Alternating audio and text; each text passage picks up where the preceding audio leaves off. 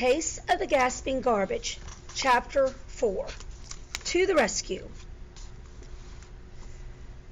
But it didn't. The next day, just as Drake was swirling a solution in a flask, the phone rang.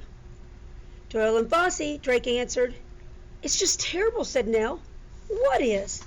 It's just awful. Calm down, naturalist Nell, and tell me what the problem is. It's the road signs. The wind blew them down, and they got all wet, and then the cars ran over them, and no one slowed down, and dozens of frogs have died horrible deaths. Drake frowned. Once again, Nell was right. This was awful, just awful. What are we going to do, he asked. Call all our friends, replied Nell. Tell them to tune their radios to 98.4 FM at 10 a.m. Check. Click. Drake made dozens of phone calls. After all, they had lots of friends. Tune your radio to 98.4 FM, 10 a.m. sharp. Check, they answered. Click. Finally, at 10 o'clock, Drake turned on the radio. The announcer was saying, and our guest today is Miss Nell Fossey, nature's naturalist. Now, tell us, Miss Fossey, what brings you here today? Frogs. What about frogs? Allow me to explain, said Nell. And so she did. She explained about frogs. She explained her observations. She explained about the pond, the road, the signs, and, of course, the horrible, horrible deaths. And finally, if we want to save our frog population, we must build a culvert. A culvert? The announcer said. That's right, a culvert.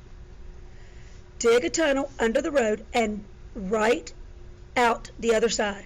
That way, the frogs can hop through the culvert and they won't have to cross the road. Said the announcer. That sounds expensive. Who's going to pay for this?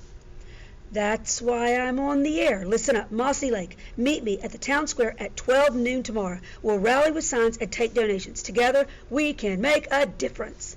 Thank you, Miss Fossey, for this most delightful interview. My pleasure, she replied. This broadcast brought to you by Max Diner. In a hurry, zip over to Max Diner, the place to squat and gobble, where the service is speedy and the slop ain't bad. Drake flicked off the radio. Great Scott, a culvert. It might just work. Nell was brilliant, absolutely brilliant.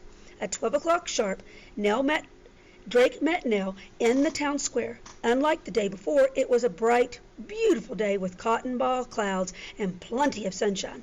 Already dozens of kids were there with their parents.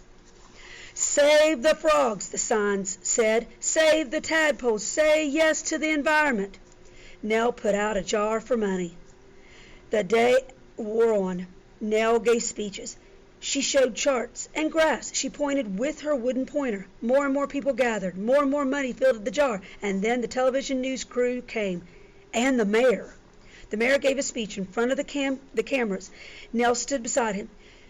Just this morning, our little town of Mossy Lake was unaware of the problem faced by the leopard frog. Now, thanks to Miss Nell Fossey, Nell spoke into the microphone, Fossey, not Foosey, we can do something about it, the mayor declared. That's right, said Nell. Remember, together, we can make a difference. One of the parents stepped forward. I'll help. I'm in the construction business. I'll donate my time for free. And I have a backhoe, someone else offered. It will do the job in a jiffy. And I'll bring plenty of sandwiches for everyone, Mrs. Doyle volunteered. Nell spoke into the microphone again. Don't forget coffee, decaf, black. The townspeople burst into cheers.